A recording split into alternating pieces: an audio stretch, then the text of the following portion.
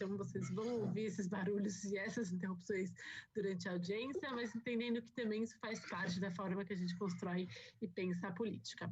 Estou muito feliz e honrada de estar aqui hoje. A gente teve um evento com amplas inscrições, porque eu entendo principalmente uma coisa a partir do meu mandato, de participação política e a percepção que as pessoas fazem parte da política é a única coisa que pode transformar a qualidade da política no Brasil. E esse é um movimento essencialmente político que nasceu na sociedade, nasceu do impulso concreto e real de pessoas da sociedade, de mães que se conectaram e que influenciaram a realização de uma política pública concreta. A entrada de grávidas puérperas no estado de São Paulo foi decorrência dessa luta, é decorrência dessa participação, desse movimento Lactantes pela Vida, dessas mães engajadas que, a partir do nosso mandato, conseguiram se conectar com a política institucional e transformar a realidade. Então, eu estou muito feliz de estar aqui hoje, porque eu acredito que essa é a forma que a gente constrói política, que a gente transforma a política. E hoje a gente está aqui numa audiência pública muito especial, junto com a Defensoria Pública do Estado de São Paulo, para discutir o tema, pautar e levar encaminhamentos daqui para que a gente possa avançar tanto na vacinação de grávidas e puérperas, que já é dentro do plano estadual de imunização, mas que a gente ainda enxerga e observa entraves na forma que tem sido feita em vários municípios do estado, e na inclusão imediata de lactantes. Eu só fazer um recorte, assim, a gente vai falar aqui com muitas especialistas, vai ouvir bastante as questões científicas e técnicas que embasam esse pleito tão justo, mas também tem um outro elemento que eu gostaria de compartilhar, que esse é um pleito muito fundamental na nossa busca por sair da invisibilidade. A mãe... rapidinho, eu vou precisar...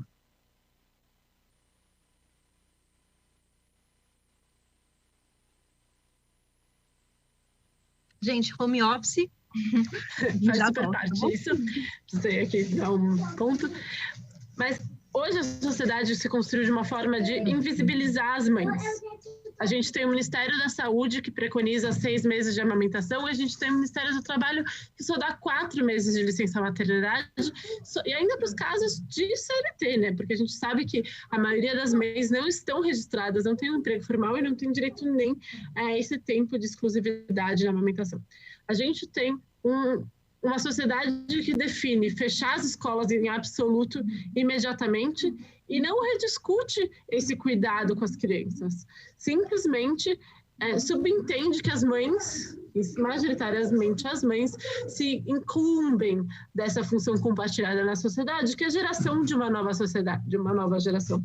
É um trabalho que presta um serviço para a sociedade fundamental, que vai gerar uma geração que é invisibilizado.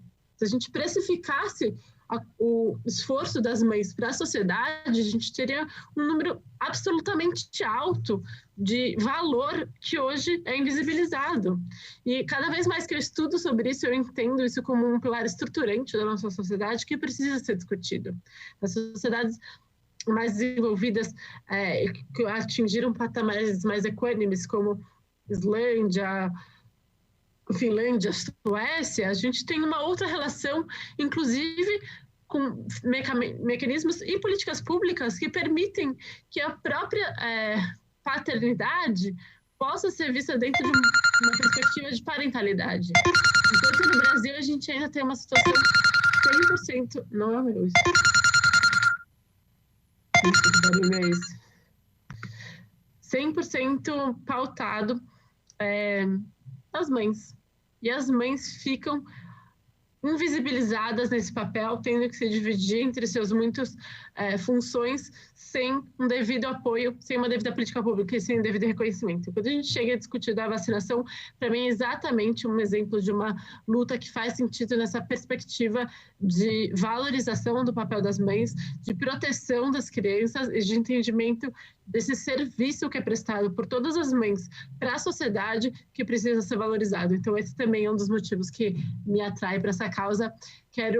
Na minha seguinte fala, vou citar os diversos municípios e parabenizar que conseguiram esse avanço a partir dos seus planos municipais de imunização. É muito legal a gente ver que a luta de vocês já está trazendo resultados. A gente já tem várias mães lactantes se vacinando no estado inteiro.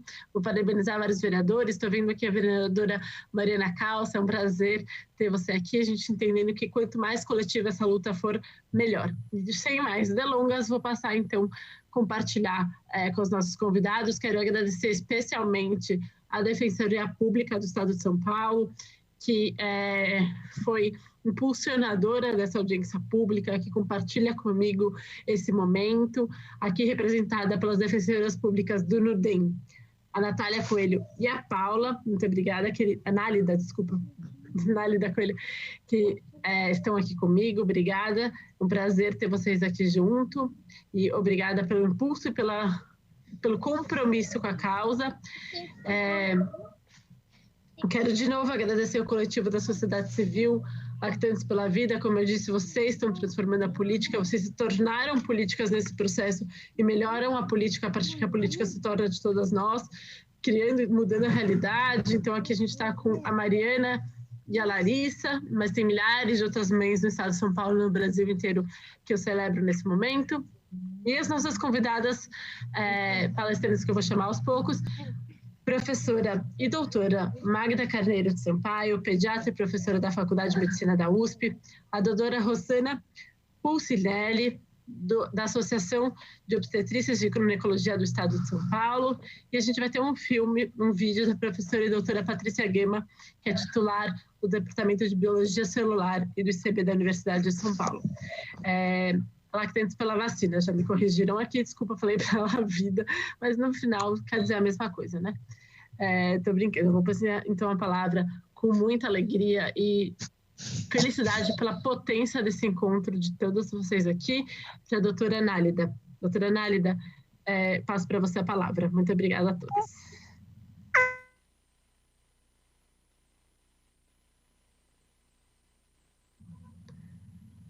Pedro, daí tem que... já imutou. Boa tarde a todos e todas. Conseguem me ouvir bem? Sim, né? Ok. Muito obrigada, deputada Marina Elô, pelo convite, por essa parceria. Como eu queria também cumprimentar a todas as pessoas que vão compor essa mesa nesse debate, a sociedade civil, representada aqui principalmente pelo movimento Lactantes pela Vacina. Queria também agradecer as doutoras que vão participar do debate hoje, Magda e Rossana.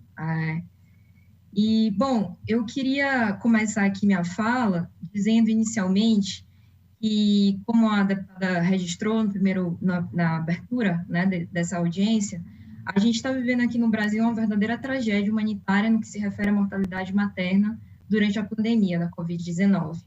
Né? Então, as gestantes, elas foram incluídas como grupo de risco para a Covid em março de 2020 pelo Ministério da Saúde, né? Isso porque já existem um conjunto de estudos que sugerem que as gestantes infectadas pela Covid-19 têm um risco maior de internação, né, em UTI, maior probabilidade de necessidade de ventilação mecânica e maior probabilidade de morte. Né? Em 2020, saiu um estudo dando conta de que quase 80% dos índices de mortalidade materna por Covid-19 no mundo eram aqui no Brasil. Esses dados, eles continuam sendo bastante elevados e estão sendo monitorados aí pelo Observatório de Mortalidade Materna da Covid-19, e depois a doutora Rossana, que é a coordenadora desse observatório, pode dar maiores detalhes em relação a isso. O fato é que somente as medidas de proteção, como o uso de máscara, álcool em gel e distanciamento, além da vacinação em massa, são as únicas formas cientificamente comprovadas para reduzir essa mortalidade e a contração da Covid-19 em estados mais graves. Né? Existem estudos também que sugerem que pelo menos 60% das mortes maternas que ocorrem em gestantes, elas ocorrem sem fatores de risco, né? São mulheres que estão perfeitamente rígidas e saudáveis, fato que demonstra que a campanha de vacinação deve ser massiva, sem barreiras de acesso e não restrita somente a mulheres de grupo de risco. Tanto por isso, diversos países incluíram gestantes e puérperas em seus planos de imunização. Várias redes farmacológicas iniciaram os testes de vacinação em gestantes. A Federação Internacional de Ginecologia e Obstetrícia, a FIGO, além das entidades brasileiras FEBRASGO e SOGESP, também já produziram notas técnicas atestando que não há indícios de que há prejuízo de malformação fetal ou na gestação com a vacinação. Apesar das evidências científicas acima apontadas, o Ministério da Saúde incluiu de modo tardio as gestantes no Plano Nacional de Imunização e, mais recentemente, por meio da nota técnica 627/2021, suspendeu a vacinação de gestantes sem comorbidade no Brasil. Essa atitude, que ainda não foi revista pelo Ministério da Saúde, e que é objeto de análise de constitucionalidade no âmbito do STF, por meio da DPF 856, acabou contribuindo para que vários estados e municípios também suspendessem as vacinações de gestantes e puérperas. Felizmente, o estado de São Paulo retomou essa vacinação, né? Apesar disso, essa vacinação, ela possui, como a deputada Marinello ressaltou no início da fala, ainda algumas barreiras, né? Embora conste no site do Estado que a vacinação ela deve ocorrer para maiores de 18 anos e recomenda a consulta médica para caso de dúvidas, né? E determina que as gestantes compareçam aos postos de vacinação munidas de carteira de acompanhamento da gestante pré-natal ou laudo médico. Muitas prefeituras, incluindo a de São Paulo, exigem, né, para comprovação da situação de gestação, que as gestantes compareçam aos postos de vacinação munidas de autorização e recomendação médica, especificando o risco-benefício assinados por médicos e atestado por meio, né, com seu CRM. A exigência desse relatório como requisito para a imunização pode apresentar uma barreira de acesso, né, considerável para a campanha de imunização em massa, na medida em que impõe para as gestantes a necessidade de agendamento de consulta médica ou de espera da consulta de pré-natal já agendada para este fim específico, num contexto de escassez de vacina e altas taxas de mortalidade materna. Além do município de São Paulo, possuem exigências semelhantes a alguns municípios, como eu vou citar aqui, Tupi, Paulista, Dracena, Votuporanga, dentre outros, né?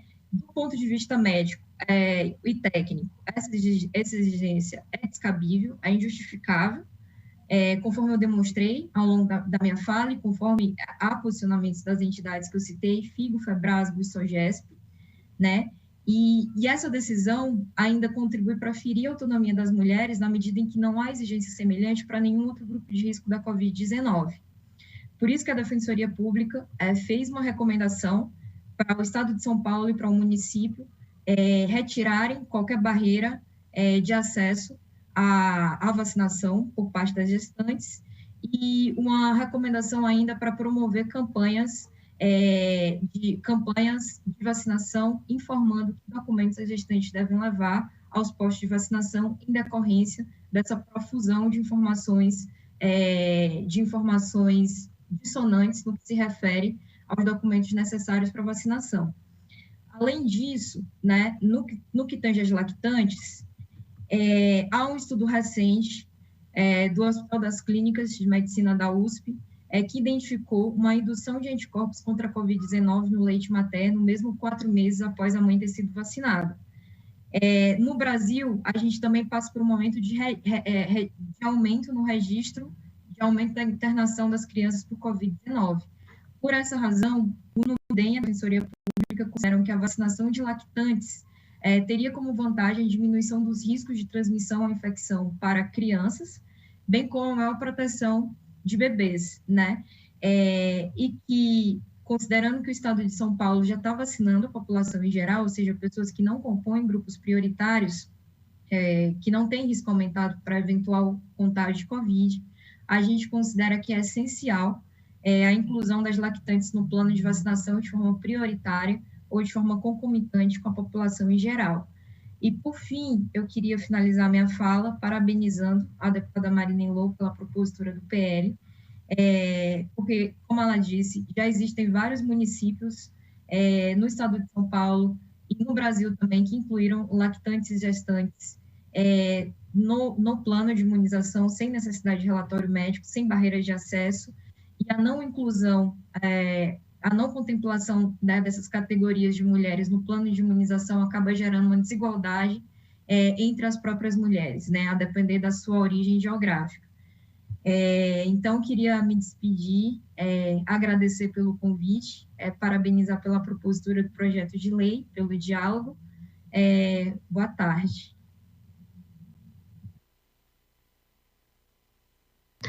Obrigada, Nálida. Super importante. Os dados embasam a tragédia sanitária e o descaso com as mulheres e mães que acontece aqui no Brasil e a dificuldade que está sendo de implementar, inclusive, as conquistas já consolidadas que a gente tem avançado aqui no Estado. Mas tenho certeza que a partir dessa iniciativa a gente vai conseguir avançar cada vez mais e acho que a informação também de que essa é a prática super importante, super fundamental, e a gente vai seguir com esses encaminhamentos aqui dessa conversa. Queria... enfim, eu acho que eu tinha que ter falado, né, as coisas que a gente tem feito, o projeto de lei, as reuniões, mas a gente tem atuado de fato muito próximo e enfático da questão. A gente tem um projeto de lei número 306, que versa pela inclusão imediata de grávidas, puérperas e lactantes, sem tempo máximo de lactação, não só para inclusão de forma prioritária no movimento de vacinação, mas para distribuição de máscara de qualidade, PFF2, nas consultas de pré-natal, entendendo que isso também é comprovadamente eficaz em impedir a contaminação dessas mulheres. A gente vem trabalhando numa estratégia inteira de novos 4 pontos contra a Covid e criando o programa, a lei que criou o programa de proteção da população a partir dessa lógica. Eu vou contar um pouco mais para vocês na sequência, mas antes eu queria aproveitar para passar a palavra, então, para a doutora Magda, que é pediatra e professora da Faculdade de Medicina da USP, para falar um pouco mais do embasamento técnico tão importante para que a gente siga nessa luta. Doutora Magda, com você a palavra. Muito obrigada, Marina, muito obrigada a todas por esse importante convite. É muito prazer, é um prazer muito grande estar aqui no meio de tantas mães, né? A mãe, sem dúvida, é a figura mais importante da sociedade. Então, eu sou pediatra, como a Marina já falou, e eu tenho me dedicado já há muitos anos ao estudo das relações imunológicas entre a mãe e o filho. Ou seja, eu estudo o leite materno e estudo a passagem transplacentária de anticorpos, que são as duas maneiras que a natureza encontrou de fazer com que a mãe transmita ao filho toda a sua experiência, todo o seu repertório de anticorpos que ela adquiriu ao longo de 25, 30, 35 anos de vida. Então, ela transmite através da placenta, principalmente nas últimas semanas de gestação, e após o nascimento de forma contínua, não é? Todos os dias, através do aleitamento materno. E aí eu vou me reportar a esse estudo que a Nálida falou antes,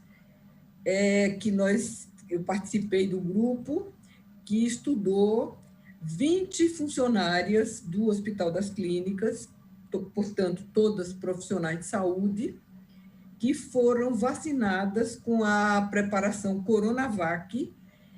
A primeira dose foi em janeiro, imediatamente após a aprovação pela Anvisa, e a segunda dose 4 semanas depois, em fevereiro.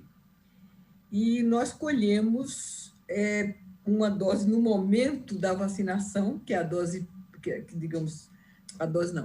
colhemos uma amostra de leite antes da primeira dose, no momento da primeira dose, então é a semana 0, e a seguir todas as semanas por 8 semanas e 10 mães que continuaram a amamentar por mais tempo, colhemos agora em maio, 4 meses depois da primeira dose da vacina. Então, eram todas lactantes, todas tinham de 4 meses a mais de lactação, porque elas já tinham, inclusive, voltado ao trabalho. E nós encontramos níveis significativos de anticorpos anti o SARS-CoV-2, né, o vírus da Covid-19, e os níveis mais altos encontramos na quinta e sexta semanas, ou seja, na primeira e segunda semana depois da segunda dose. Assim, realmente é quando dá o nível mais alto. Mas 5 das 10 mães, depois de 4 meses, ainda continuavam com bons níveis de anticorpos no seu leite. Então, esse estudo mostra o que simultaneamente apareceram outros estudos com a Pfizer, estudos feitos em Israel e nos Estados Unidos, mostram que a vacina Pfizer, a vacina Moderna, e nós mostramos com a Coronavac, elas são capazes de induzir anticorpos no leite humano. Esses anticorpos são anticorpos diferentes dos que estão no sangue, é um anticorpo chamado da classe IgA, ele não é originário do sangue, ele é produzido na própria glândula mamária, nessa fase de lactação, e é um anticorpo que tem uma ação muito importante, uma ação local. Ele tem pouca absorção, é uma ação local. E aí, nessas últimas semanas, houve uma publicação com a vacina Pfizer, de que também, agora falando de gestantes, né, gestantes amamentadas, é um estudo feito na Universidade de Harvard. Os autores mostram que a vacinação de gestantes leva também a níveis bons no sangue de cordão de anticorpos anti-Covid-19. Ou seja, a vacinação de gestantes proporcionou ao recém-nascido a quantidades boas de anticorpos IgG, né, que passaram através da placenta, e IgA, eles mostram nas mesmas mães, IgA, que ele vai recebendo cada 2 horas, cada 3 horas, todos os dias ao longo dos primeiros meses de vida. E nós também começamos um estudo com um protocolo semelhante, e o primeiro caso que nós já estudamos também a Coronavac, que é uma vacina, como vocês sabem, inativada, uma vacina com boa segurança. Nós também observamos anticorpos nas 2 vias de passagem que a natureza desenvolveu, ou seja, pela placenta, que nós vimos no sangue do cordão, sangue do cordão umbilical, é sangue do recém-nascido. E vimos também, agora não num leite maduro de 4 meses ou mais, mas num leite que foi colhido no 3º dia, que nós chamamos de colostro, e no 7º dia.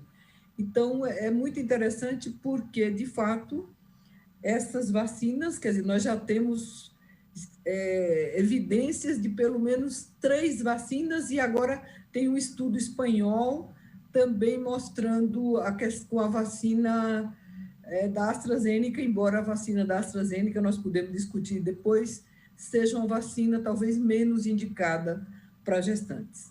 Mas, então, todas essas preparações são capazes de induzir anticorpos IgG no sangue, que passa pela placenta, e são capazes de induzir anticorpos IgA no leite, isso tanto dada a gestantes como dada a lactantes posteriormente, sempre em 2 doses. Todos os estudos foram feitos com as 2 doses clássicas. Então, essas são as evidências científicas de que a vacinação da mãe realmente pode não só trazer benefícios para a própria mãe, como também trazer benefícios para o seu filho. Muito obrigada. Obrigada, doutora Magna. Acho que foi super importante você trazer esse ponto, mostrando as evidências da presença desses anticorpos como um indicador importante da possível imunização dos bebês como proteção, e acho que é um ótimo gancho, então, para passar a palavra para a Mariana, que está aqui representando a organização do Lactantes pela Vacina, um movimento que impulsionou essa política pública se tornar realidade, que aproximou tantas mulheres, tantas pessoas da política, e que transformam a minha crença de que a política é melhor quando a gente participa dela. Mari, com você. Muito obrigada, Mari.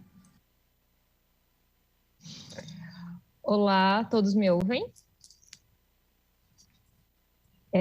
Eu vou pedir licença que a gente precisou escrever um texto a algumas mãos, todas as meninas que estão na coordenação, então não é uma fala só minha.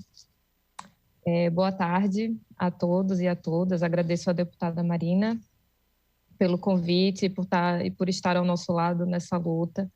Saúdo as convidadas, a doutora Rossana Pucinelli, professora Magda e a professora Patrícia, ambas doutoras da USP.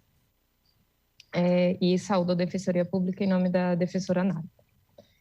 Meu nome é Mariana, eu sou mãe da Maria, ela tem 1 ano e 3 meses, mas eu poderia ser a Larissa, que é a mãe de João, eu poderia ser a Raquel, que é a mãe da Antonella. O tempo que aqui nos foi dado não seria o suficiente para citar o nome de todas as mães que o nosso movimento representa, menos ainda o nome de seus filhos. Eu estou aqui para falar do movimento Lactantes pela Vacina em São Paulo, que surgiu e cresceu da força de mães e da vontade de proteger seus filhos. Deixarei os argumentos científicos para que as doutoras os conduzam, a doutora Magda, a doutora Rossana e a doutora Patrícia, todas estudiosas da área. De forma orgânica, o movimento que começou na Bahia já conseguiu avanços em alguns estados do Brasil, como no Mato Grosso do Sul, Mato Grosso, Rio Grande do Norte, que já estão vacinando efetivamente lactantes. No Piauí, que já existe a sanção de uma lei, mas a logística ainda não permitiu que a vacinação se inicie, e em Minas Gerais, que está prestes a começar, ainda sem data prevista. Acreditamos que o nosso movimento é o retrato da força motriz desse país. Somos mulheres, mães, em muitos casos somos arrimo de família. Contribuímos para a economia desse país, geramos vidas e cuidamos, afagamos e protegemos.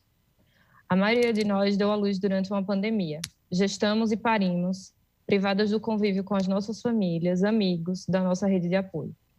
Estamos vendo nossos filhos crescendo sem contato com outras crianças.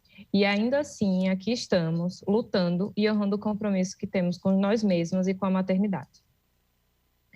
Reivindicamos agora o lugar que não deveria nos ter sido negado desde o começo. Isto porque os primeiros estudos sobre a transferência de anticorpos através do leite humano, que a doutora Magda já fez referência que aconteceram em Israel, datam de dezembro de 2020, muito antes do início da vacinação aqui no Brasil.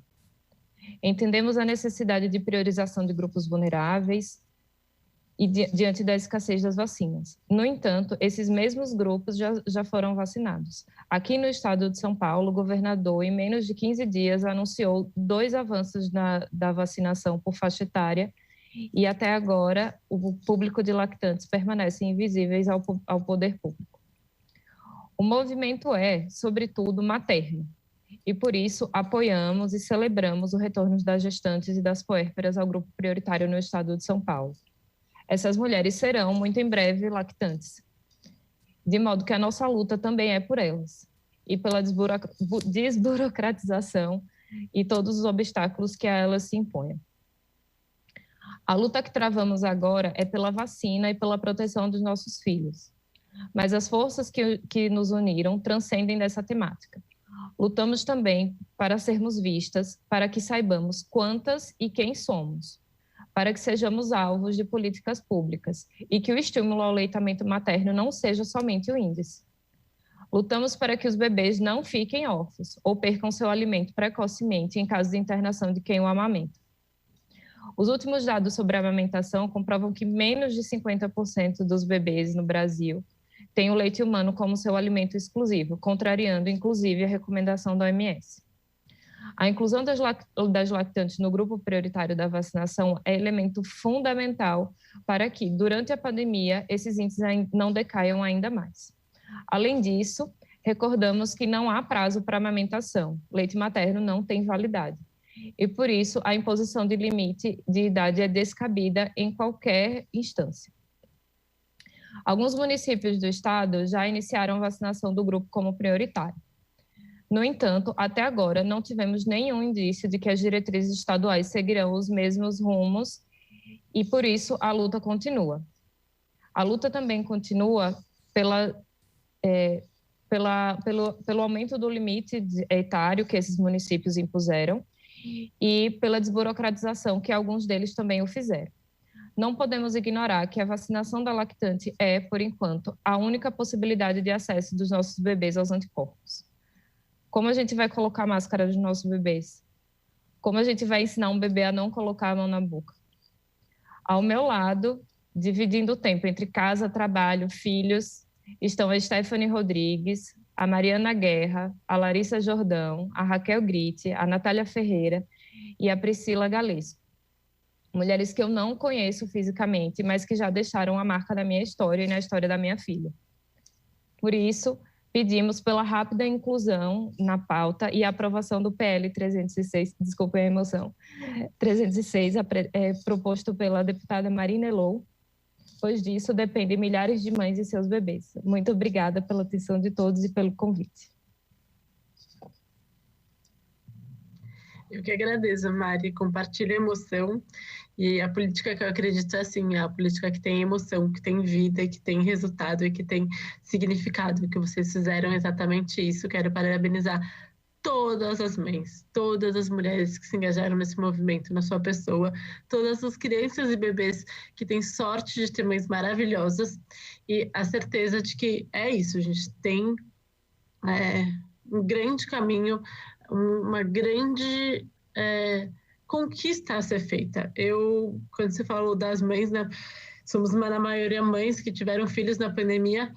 Eu estava no pleno puerpério quando começou a pandemia, estava de licença maternidade, compartilho o quão desafiador é tudo isso, ao mesmo tempo que eu tenho certeza que dá muita força ver essa força de vocês, e todas as mães que estão aqui também saem mais fortes a partir dessa construção. Muito obrigada, e eu vou falar mais dos próximos passos aqui, de como a gente pode seguir nessa pressão, mas essa fala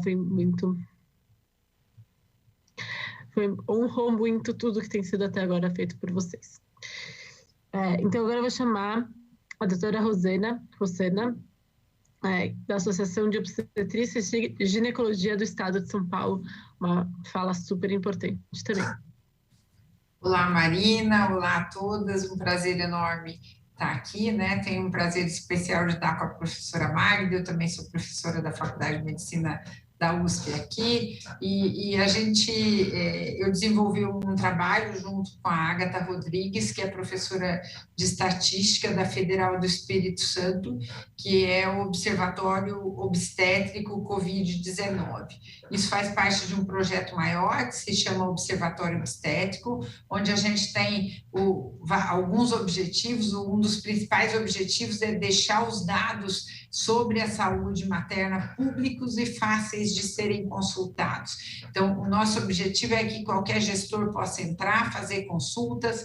Se alguém quiser saber quantas mulheres estão morrendo de Covid no seu município, no seu estado, no Brasil, que isso possa ser olhado de uma forma fácil, né? E que isso possa alavancar, sim, as decisões que a gente tem.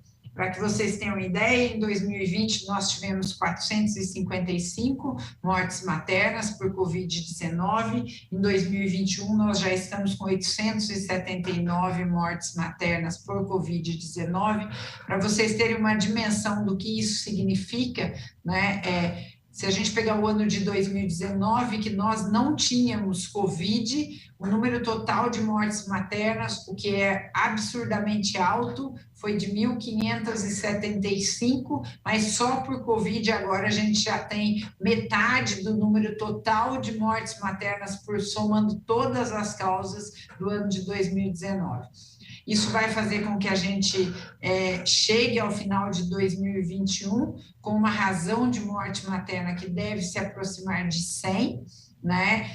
Pensando que a média mundial é 18, a OMS diz que a gente não deveria de forma alguma passar de 20, né? E a gente tem países na Europa com razão de morte materna de 2, de 3, né? O Uruguai, aqui do lado, tem razão de morte materna de 8, né? Isso é o que ele tinha antes da pandemia, agora aumentou um pouco, mas mesmo assim é algo muito preocupante. Para a gente ter uma ideia do quanto existe uma falta de atenção à saúde materna, se a gente colocar isso em média semanal, no ano de 2020 nós tínhamos 10 mortes maternas por semana, nas semanas epidemiológicas onde tivemos notificação de morte materna, e em 2021 nós estamos, esses dados são os dados atualizados de 9 de junho, né? 40 mortes maternas por semana, é isso que a gente está tendo no Brasil, dá um aumento de 295%, enquanto na população geral houve um aumento de 106%. Então, isso já deixa bem claro como a gente cuida mal de gestantes e puérperas. Não tenho dados sobre lactantes, tá? Porque é um dado que a gente ainda não consegue, porque como existe um atraso muito grande das bases de mortalidade materna e mesmo de registro de nascidos vivos para liberação, o CIVEP gripe, a liberação é semanal, mas essas outras bases, nós estamos parados no ano de 2018 e 2019, então a gente não consegue linkar nada em relação a nascimentos para que a gente pudesse fazer um trabalho para lactante. Mas posso dizer para vocês que se a gente olhar para as mulheres que morreram, tá? A gente tem que, gestantes ou puérperas, tá? 1 em cada 5 das que morreram não teve acesso à UTI. E 1 em cada 3 não foi entubada. Isso deixa muito claro para uma doença que a gente sabe que precisa de UTI, de intubação, a situação que a gente está vivendo no nosso país. Se nós olharmos os dados do estado de São Paulo, em 2020 nós tivemos 78 mortes maternas por Covid no estado de São Paulo, e em 2021 nós já estamos com 166 mortes maternas por Covid-19. E em relação à situação de óbitos sem UTI, no estado de São Paulo, 8% em 2020, este ano, 26% das pessoas que morreram não tiveram acesso à UTI. Óbitos sem intubação orotraqueal, 33% em 2020, 38% no ano de 2021. Mortalidade em UTI em São Paulo, 18% em 2020 e agora 26% em 2021. Né? Algumas pessoas tendem a colocar isso como sendo uma piora, né, por conta da variante, que pode ser mais grave em gestantes, mas aí eu tenho que compartilhar com vocês um dado interno do Hospital das Clínicas. A gente já atendeu em unidade de terapia intensiva 176 mulheres, gestantes ou puérperas, e a gente teve no ano de 2020 uma mortalidade de 10,5%, e a nossa mortalidade hoje aqui no HC é de 5% no ano de 2021. Então, aprendendo a lidar com a doença, a mortalidade diminuiu e não aumentou, e a gente sabe que a cepa que a gente tem circulando é a P1, então, em São Paulo, né? É uma análise que a gente precisa saber para poder dizer se essa cepa é mais grave. Não, a gente está vendo que é igual, então a transmissão é maior, o que sobrecarrega mais o sistema de saúde, isso sim, a gente tem que colocar. A gente está numa discussão bem grande, eu queria fazer um agradecimento muito especial à Defensoria, à Marina, de estar abrindo esse espaço aqui, porque apesar da gente ter avançado algumas coisas na vacinação das gestantes no estado de São Paulo, né, que passou a configurar como uma possibilidade, eu acho que isso tem que ser visto como uma política de saúde pública, não é uma questão de avaliação de risco individual, é uma questão da gente ter isso muito claro, que se a gente quiser reduzir essa morte materna, a gente precisa vacinar as gestantes e puérperas. Nós estamos com alguns municípios, dentre eles a cidade de São Paulo e outros que a Nálida já citou também, onde ainda é exigido um relatório médico e a justificativa é que esse relatório avalie riscos-benefícios. não tem motivo nenhum para a gente não prescrever a vacina, né? A vacina não tem vírus vivo, então a professora Magda depois pode confirmar isso para todo mundo, né? Não vai passar o vírus pela placenta para o feto, não vai ter problema nenhum. A vacina da Pfizer já tem sido usada num número grande de gestantes, Estados Unidos já vacinou mais de 123 mil gestantes, Israel também vacinou um número grande, e a da Coronavac utiliza a mesma plataforma que nós utilizamos. E nós precisamos aumentar a adesão das gestantes e puérperas à vacinação, né? Porque se a gente não conseguir essa adesão, a gente vai acabar mantendo essas taxas, e para isso a gente precisa que as secretarias de saúde municipais facilitem a chegada dessa gestante na vacinação e que a gente também divulgue isso mais para todo mundo. Então, era isso que eu queria compartilhar com vocês, e muito obrigada, e parabéns a todas e a todos que estão aqui para essa discussão. Muito obrigada, doutora Rossena. Essa segurança é fundamental para que a gente passe. A gente está nesse momento de conquistas, mas teremos um momento desafiador, que é de convencer as pessoas a tomarem a vacina. E isso vai perpassar a sociedade como um todo. É assustador a brigada, a força-tarefa feita na sociedade hoje para convencer as pessoas a não vacinarem, negacionistas, anti-ciência, e principalmente a gente vê muito medo nas mulheres grávidas. Então, esse movimento das lactantes pela vacina, esse movimento de mulheres, de mães incríveis, vai conseguir conquistar, eu tenho fé nisso, rapidamente, a vacinação para todas as mulheres, mas elas têm muito a continuar atuando no Brasil, e um dos temas é que a gente consiga garantir que todas as pessoas confiem que a vacina é segura, vão se vacinar. Vacina é um pacto coletivo e é uma proteção individual, e vai ser bem importante a gente estar junto também nessa etapa. A gente vai passar agora um breve vídeo da professora doutora Patrícia Gama, que infelizmente teve um problema e não conseguiu estar com a gente aqui agora. Na sequência, a gente vai abrir para eu falar de uma de vocês, para escutar uma das pessoas. Será ótimo, muito gostoso a gente poder escutar todo mundo, mas a gente vai escutar uma só. De um trabalho que nós... E daí a gente segue para os encerramentos. Queria lembrar que essa audiência pública está sendo transmitida no Facebook, no meu Facebook, no Facebook da Alesp, e também na TV Alesp, em TV aberta para todo o estado de São Paulo.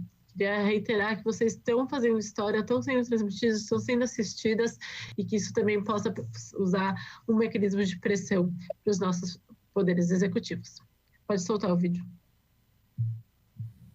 Olá, meu nome é Patrícia Gama, eu sou professora titular do Instituto de Ciências Biomédicas da Universidade de São Paulo.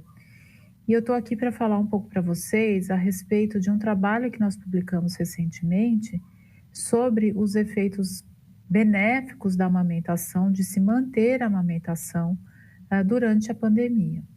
Então, o que nós observamos fazendo esse levantamento de trabalhos publicados, trabalhos científicos publicados na literatura mundial, é que o leite contém uma série de elementos que são extremamente importantes para proteger o bebê de uma série de infecções.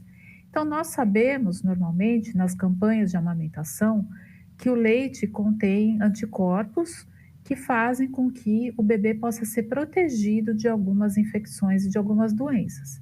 Quando a gente fala em anticorpos, na verdade, nós estamos falando especialmente de uma classe de anticorpos que a gente chama de GAs. Então, durante a amamentação, nós transferimos não somente esses elementos que são anticorpos, mas nós transferimos também para o bebê uma série de outras moléculas, e dentre essas moléculas, nós temos as proteínas do soro do leite, que são aquelas que nós chamamos normalmente de whey proteins, que hoje em dia são compostos que são usados como suplemento alimentar, então essas são moléculas presentes no soro do leite. E nesse conteúdo, que é uma mistura de moléculas, nós temos aí algumas que são bastante importantes no momento da infecção. No caso da infecção com o coronavírus, com o novo coronavírus, que leva à Covid-19, nós temos aí algumas moléculas que vão diminuir a ação do vírus sobre o seu receptor. Isso quer dizer o quê? Então, quando o vírus chega na superfície de uma célula, ele encontra na superfície da célula uma proteína que a gente chama de receptor. Esse receptor, como está descrito na literatura, nós chamamos de AC2, e ao encontrar com esse receptor, o vírus se liga e faz com que essa célula, então, sofra um processo, né? O vírus passa a utilizar essa célula como hospedeira para se multiplicar. Quando a gente fala de moléculas que fazem a proteção para diminuir a ação do vírus, isso significa que nós temos no leite algumas moléculas que fazem com que nós tenhamos uma menor ligação do vírus a esse receptor ou uma menor ativação do vírus na entrada da célula. Então, só nesse ponto nós já temos uma fonte de proteção, né? Então, quem faz isso? Nós temos aí moléculas que são proteínas ou glicoproteínas do leite. Então, a lactoferrina é uma dessas moléculas que diminui essa atividade do vírus em cima de células intestinais. Bom, como que elas podem ser importantes, né? Quando a gente pensa assim, bom, os elementos que vêm do leite, eles não são quebrados na hora que o bebê mama, eles não passam por um processo de digestão. Então, quando a gente tem amamentação exclusiva, nós temos como se fosse uma blindagem das moléculas do leite contra uma digestão maciça. Então, é diferente o modo como o bebê faz a digestão do modo como nós adultos fazemos a nossa digestão. Então, aquilo que vem do leite é protegido dessa digestão. Nós não temos ainda um pH do estômago estabelecido com um pH baixo, né, que é o normal para que essa digestão ocorra. Então, no início, bem no início da fase de desenvolvimento, tanto na fase em que o bebê está ingerindo o colostro, naquelas primeiras horas, quanto na fase em que ele passa a se alimentar de leite, nós temos uma digestão bastante diminuída, reduzida dessas moléculas. Então, essas moléculas, essas outras proteínas que não são anticorpos, elas conseguem chegar à superfície das células do tubo digestório de forma íntegra. Bom, além da lactoferrina, nós mencionamos também nesse trabalho as caseínas, nós mencionamos as mucinas, fatores de crescimento que são secretados por células que estão na glândula mamária e são transferidos também via leite. Com isso tudo, nós podemos entender que o leite funciona como uma ponte de proteção entre a mãe e o bebê. Então, isso é algo bastante importante, já descrito na literatura, também para outras doenças, né? Isso vale para infecções como o rotavírus, isso vale para infecção com outros coronavírus, como nós já tivemos os casos da SARS, em que a gente tinha infecções que eram respiratórias causadas pelo coronavírus, mas que também afetavam o intestino. Então, nesse caso, o leite faz um papel protetor. Bom, o que acontece quando a gente desmama os bebês antes do tempo? Quando isso ocorre, antes dos 6 meses, né, ou antes até dessa janela de 4 meses em que a gente preconiza a amamentação exclusiva, que é a recomendação da Organização Mundial de Saúde, do Ministério da Saúde no Brasil, nós temos uma modificação do padrão de crescimento de alguns órgãos. Então, existe um crescimento acelerado de alguns órgãos, isso acontece também uma maturação acelerada do tubo digestório, em especial do estômago e do intestino. E quais consequências isso pode trazer? Isso pode fazer com que esse indivíduo, mais à frente na vida dele, tenha alguns reflexos em termos de funcionamento do tubo, ou seja, de digestão, a possíveis alergias alimentares. Então, isso tudo está relacionado à manutenção de um período adequado de amamentação. Bom, então como é que isso agora também se relaciona à questão da Covid-19, né? Nós temos agora a situação em que nós temos mães que foram contaminadas e que produzem aí os seus anticorpos, então voltando a falar deles, produzem a IgA. Essa IgA é transferida para os bebês e ela vai fazer parte do mecanismo de proteção dos bebês. Então, os bebês acabam recebendo essa IgA durante o tempo que eles estão em fase de amamentação exclusiva. Quanto tempo dura essa ação protetora, nós ainda não sabemos, né? Isso está sob investigação. Mães vacinadas transferem os anticorpos para os bebês a partir do momento em que elas fazem o que a gente chama de soroconversão. Então, isso também está em estudo, tanto para a Coronavac, quanto para a vacina da Pfizer, quanto para a vacina da Moderna, em outros países, e aqui no Brasil, o estudo sendo feito com a Coronavac. Então, tanto o Instituto Butantan, quanto a Fiocruz acompanhando os trabalhos com a vacina da AstraZeneca, e também fazendo a Faculdade de Medicina, o Instituto da Criança, fazendo acompanhamento de mães vacinadas.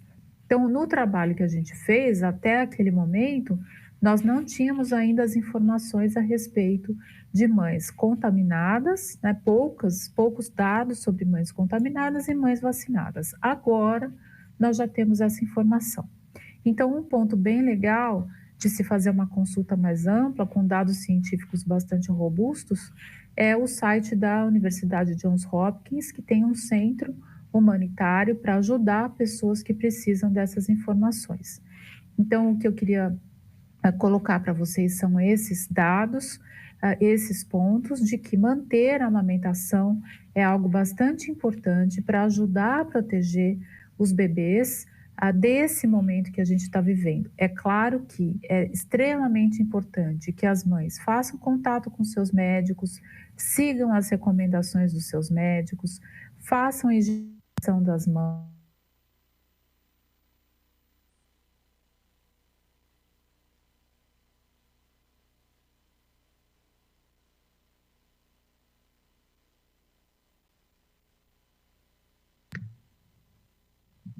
Travou? Ui, travou para mim. Quê? Pedro? Perdão, travou. Pode assumir, Mar. Tá bom, obrigada. Bom, pessoal, eu queria agradecer essas falas que foram muito importantes, inspiradoras, porque elas embasam a nossa luta.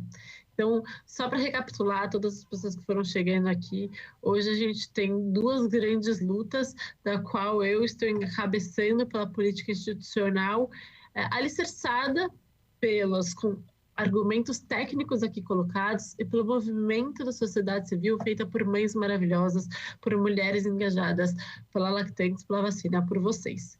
O primeiro deles é para que a gente garanta o direito a grávidas e puérperas que foram incluídas no plano estadual possam, de fato, ser vacinadas em todos os municípios, só com o cartão de pré-natal, sem nenhuma necessidade de passar no posto, demorar 2 meses para conseguir uma consulta, para conseguir uma recomendação, mas que siga o plano estadual de vacinação, que permita que elas vacinem em todos os municípios. Isso é salvar a vida de mulheres em situação de risco, que são grávidas e puérperas. Essa é a primeira luta. E a segunda luta, que eu sou também autora do projeto de lei, é a inclusão de lactantes imediatamente no plano estadual de vacinação, comprovando os benefícios de proteção para os bebês, para os nossos filhos, para as nossas filhas, que aqui a gente viu. Os indicadores são claros, as pesquisas são extensas, mas mais do que isso, sendo uma política pública de proteção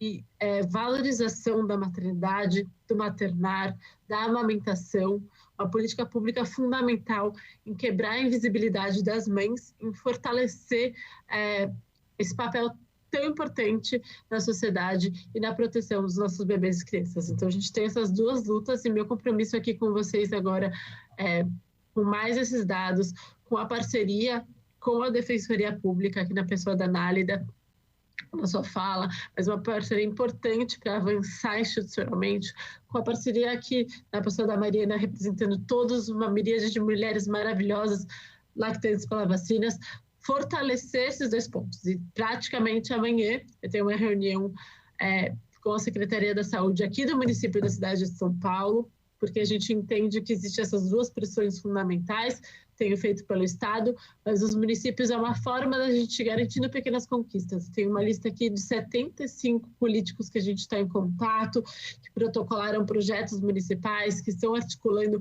a partir da perspectiva municipal, e a gente tem diversas cidades no Estado que já tiveram essa conquista da inclusão de lactentes sem comorbidade no plano de vacinação imediatamente. Então, pode citar o ABC, Santo André, São Caetano, São Bernardo, Osasco, Ribeirão, Dracena, Osasco, eu tenho certeza, vários municípios que já conquistaram esse direito. Então, amanhã eu vou estar aqui conversando com a Prefeitura do município do Estado de São Paulo, levando todos os estudos aqui citados. Acho que se a cidade de São Paulo conseguir esse avanço, o efeito cascata é muito potente, porque a cidade de São Paulo representa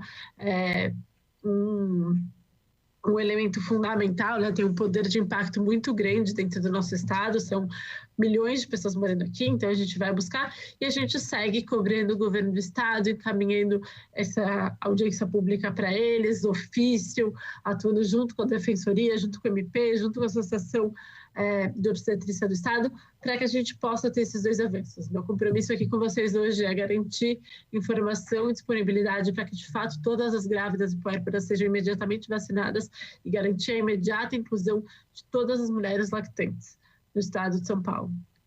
O meu projeto de lei não coloca limite